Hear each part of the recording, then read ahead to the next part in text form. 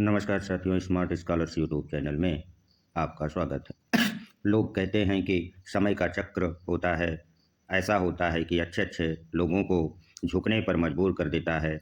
समय था द्वितीय विश्व युद्ध का। ब्रिटिश सरकार जो अभी तक हमारे नेताओं की बातों को नहीं पचा पा रही थी या स्वीकार नहीं कर पा रही थी, वह भी झुकने पर मजबूर हो गई और द्वितीय विश्व युद्ध के दौरान उसे आवश्यकता थी भारत के समर्थन की। इसलिए उद्देश्य को प्राप्त करने के लिए वह स्टैनफोर्ड क्रिप्स के द्वारा भारतीय नेताओं से वार्ता करने के लिए एक प्रस्ताव भेजती है, जिसे क्रिप्स प्रस्ताव कहा जाता है। आज हम लोग उसी क्रिप्स प्रस्ताव को जानेंगे कि क्रिप्स प्रस्ताव कब आया, इसमें किन बातों का उल्लेख था। इस क्रिप्स प्रस्ताव में उल्लिखित बातों को भारतीय नेताओं द्वारा क्यों अस्वीकार कर दिया गया, अर्थात इसकी असफलता के क्या कारण थे, इस पर एक एक करके हम लोग चर्चा शुरू करेंगे। तो चलिए सबसे पहले हम लोग चर्चा को स्टार्ट करते हैं कि क्रिप्स प्रस्ताव क्या था, इस पर चर्चा शुरू करेंगे। तो जिस समय क्रिप्स प्रस्ताव भारत आता है, उस समय ब्रिटेन में चर्चिल प्रधानमंत्री थे। ब्रिटिश प्रधानमंत्री कौन थे? चर्चिल थे। और ब्रिटिश प्रधानमंत्री स्टैनफोर्ड क्रिप्स के द्वारा एक प्रस्ताव भेजते हैं। वो प्रस्ताव कब भेजते हैं? 23 मार्च 1940 को, जब द्वितीय विश्व युद्ध चल रहा था। अब आप ये जानना चाहेंगे कि इस प्रस्ताव का आखिर उद्देश्य क्या था। तो ब्रिटिश सरकार ने जो ये प्रस्ताव भेजा था, इसका उद्देश्य था कि जो राजनीतिक गतिरोध भारतीय नेताओं के बीच चला रहा है, उसे दूर करना था तथा भारत का द्वितीय विश्व युद्ध में समर्थन प्राप्त करना था। इस उद्देश्य को लेकर स्टैनफोर्ड क्रिप्स एक प्रस्ताव लाते हैं और प्रस्ताव में उल्लिखित बातें क्या थी, उनको जान लेते हैं। क्रिप्स गांधी जी और तमाम भारतीय नेताओं के समक्ष, जिसमें मोहम्मद अली जिन्ना, गांधी जी, जवाहरलाल नेहरू आदि प्रमुख नेता होते हैं, उनके समक्ष प्रस्ताव रखते हैं कि आप लोगों की जो संविधान सभा की मांगे हैं, संविधान सभा या संविधान निर्माण सभा की जो मांगे हैं, हम उसको मान रहे हैं, किंतु युद्ध के बाद हम भारत में संविधान सभा का गठन करेंगे। किसका करेंगे? और जो संविधान सभा का गठन होगा वो समानुपातिक प्रतिनिधित्व द्वारा होगा। कैसे होगा? समानुपातिक प्रतिनिधित्व द्वारा होगा।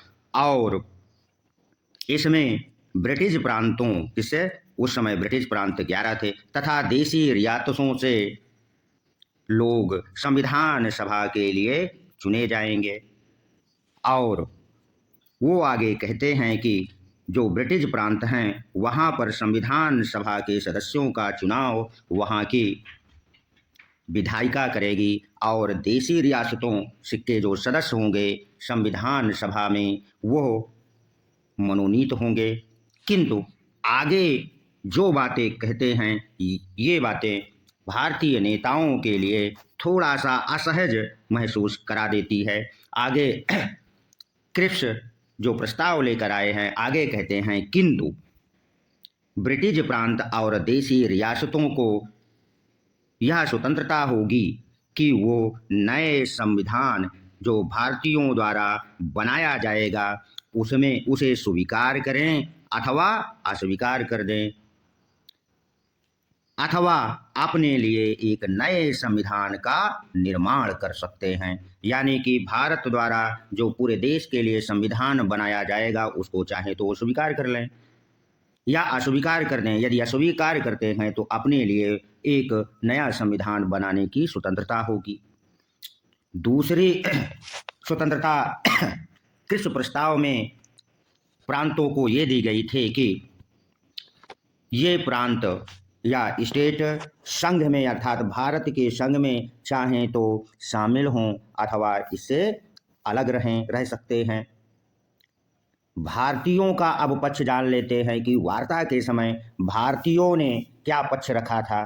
तो भारतीय नेताओं ने में महात्मा गांधी और जवाहरलाल नेहरू ने जो पक्ष रखा था वो ये था कि हमें तत्काल सत्ता को हस्तांतरित कर दिया जाए, अर्थात शासन सत्ता हमारे हाथों में तुरंत आप सौंप दीजिए तथा युद्ध के बाद हमको पूर्ण स्वतंत्रता चाहिए। इन गतिरोधों के कारण क्रिप्स मिशन अस्वीकार हो जाता है, विफल हो जाता है। तो विफलता के मुख्य क्या कारण थे उसको हम संक्षिप्त रूप से यहाँ पर फिर से चर्चा कर दें, क्योंकि यदि आप नोट्स बना रहे हों और हो सकता है कि विफलता के कारण पूछ लिए जाएं और आपका सवाल गलत हो जाए। तो विफलता के मुख्य कारणों में पहला कारण था प्रांतों को भारत में सम्मिलित और न सम्मिलित होने की स्वतंत्रता, ये पहला कारण था जो उसकी विफलता का कारण बना। दूसरा प्रमुख कारण ये था कि प्रांतों के लिए इस प्रस्ताव में यह छूट दे दी गई थी कि वे अलग से अपने संविधान का निर्माण कर सकते हैं। दूसरा यह प्रमुख कारण रहा। तीसरा जो कारण था वो था कि भारत को एक औपनिवेशिक राज्य का दर्जा दिया जाएगा। इन तीन कारणों के कारण जबकि भारतीय नेता क्या चाह रहे थे कि तत्काल हमको सत्ता का हस्तांतरण कर दिया जाए और युद्ध के बाद हमको पूर्ण स्वतंत्रता प्रदान कर दी जाए, लेकिन क्रिप्स प्रस्ताव में यह था कि युद्ध के बाद हम आपके संविधान सभा की मांग को स्वीकार कर लेंगे और भारत को औपनिवेशिक राज्य का दर्जा दे देंगे। अब इस क्रिप्स प्रस्ताव के संदर्भ में मोहम्मद अली जिन्ना की लीग पार्टी और कांग्रेस दोनों ने इस प्रस्ताव को अस्वीकार कर दिया। अब आप ये भी जान लीजिए कि मुस्लिम लीग ने किस आधार पर क्रिप्स प्रस्ताव को अस्वीकार किया था। तो मुस्लिम लीग ने इस आधार पर क्रिप्स प्रस्ताव जो स्टैनफोर्ड लेकर के आए थे उसको अस्वीकार करते हैं कि जो भारत है इसका विभाजन संप्रदाय के आधार पर एक अलग देश बनाने का इसमें जिक्र नहीं है।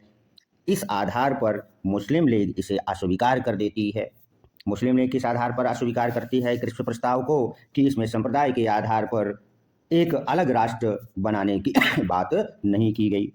अब जान लेते हैं कि भारतीय नेताओं अर्थात कांग्रेस द्वारा इस प्रस्ताव को किस आधार पर अस्वीकार कर दिया जाता है। तो कांग्रेस के नेताओं द्वारा क्रिप्स प्रस्ताव को इस आधार पर अस्वीकार कर दिया जाता है कि यह प्रस्ताव भारत को टुकड़ों में बांटने का द्वार खोल रहा था। वो कैसे कि कोई भी प्रांत अपने लिए अलग संविधान का निर्माण कर सकता है।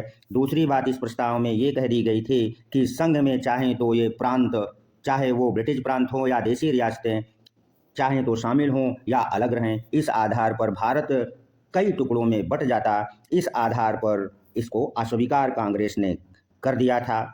और इस प्रस्ताव के संदर्भ में महात्मा गांधी और पंडित जवाहरलाल नेहरू ने जो स्टेटमेंट दिया है आलोचना करते हुए, वे स्टेटमेंट अक्सर आपकी परीक्षाओं में पूछे जाते हैं।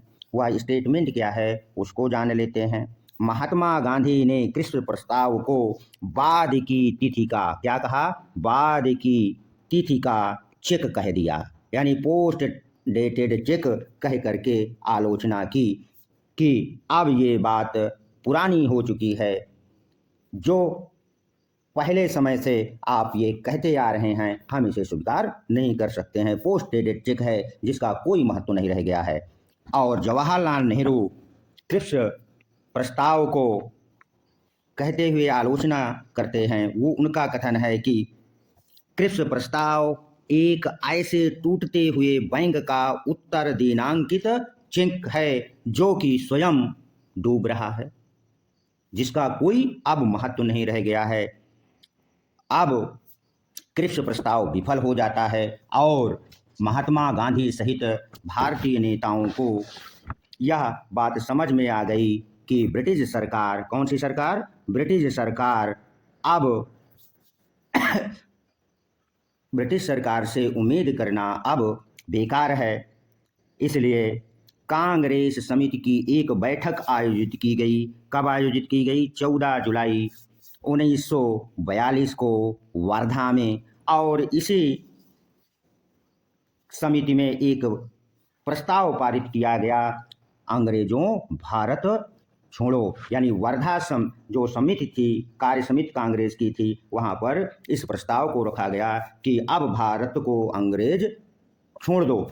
और 8 अगस्त 1900 कब? 8 अगस्त 1942 को, कब? 1942 को अबुल कलाम आज़ाद की अध्यक्षता में कांग्रेस का मुंबई में अधिवेशन होता है और इस वर्धा प्रस्ताव को अबुल कलाम आज़ाद द्वारा स्वीकृति प्रदान कर दी जाती है, अर्थात समर्थन प्रदान कर दिया जाता है। और गांधी जी ने अब भारतीयों से कहा था, करो या मरो का नारा देकर आंदोलन की शुरुआत 9 अगस्त 1942 को हुई। इसे अगस्त की क्रांति भी कहा जाता है।